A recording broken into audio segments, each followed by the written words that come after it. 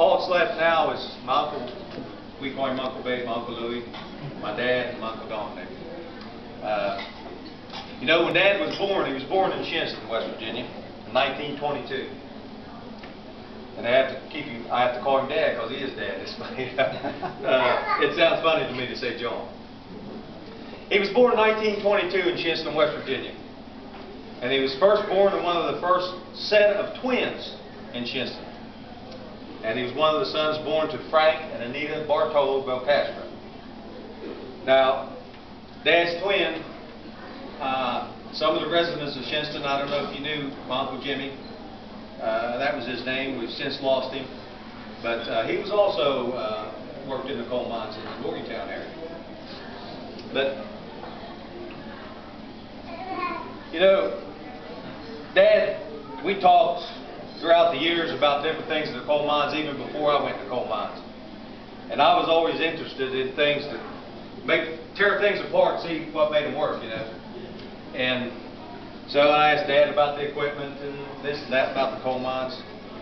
And he would take me over close to Owings. And of course, we couldn't go inside or nothing, but he'd point out if there would be a specific piece of equipment sitting outside or what it was for.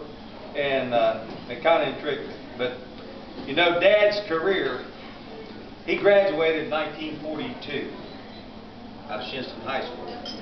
And he started his mining career as a senior in high school.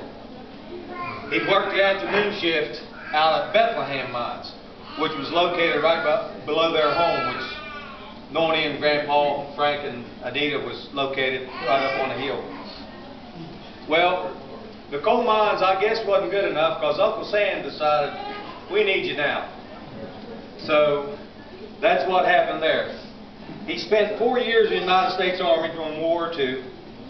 He entered in October of '42 and was honorably discharged January 18th of 1946.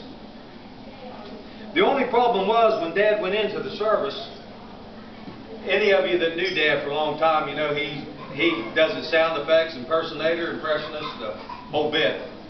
Well, they found about that in the Army, and they was going to take Dad into the entertaining corps, give him a chance for that. But what's Dad say? I come to fight. You know, not to say. So, anyhow, that's where he went from there. So he was a member of the 10th Armored Division, the 90th Recon Cavalry, 3rd Army under General George Patton. He received a Purple Heart, a Bronze Star for bravery, the Corps de Greer Presidential Citation, and a Good Conduct Medal. That's the only medal that I kind of question on that good conduct. It can be honored, okay? And the nut didn't fall far from the tree, I'll tell him that. So, anyhow, he also received the American Theater Ribbon and the Middle East Theater Ribbon, the War's II Victory Ribbon, and a diploma from the Republic of France, de la France, Liberation of France. So Christmas of 1944, he spent fighting in the Battle of the Bulge, in which the 10th Armored Division led the 3rd Army all the way to Austria. He fought in the Ardennes Forest, the Rhineland, and Central Europe.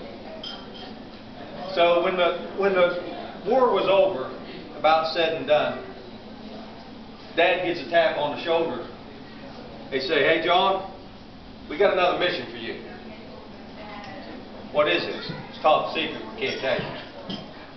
So Dad was chosen as a part of the secret mission, and there was a hand-picked team that was to rescue 118 Germans that were trying to defect to America. The only problem in the time lapse there was Russia was trying to get these scientists also. So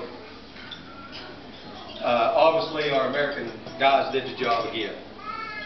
And of those German scientists included von Braun, who was instrumental in starting the American space program in Huntsville, Alabama. Now, I also want to thank all the vets in this room, because as I look around, no matter what era you fought in, or what time you fought in, I see a lot of faces that I know served, and we want to thank you for serving us and serving the American people, for giving our freedoms.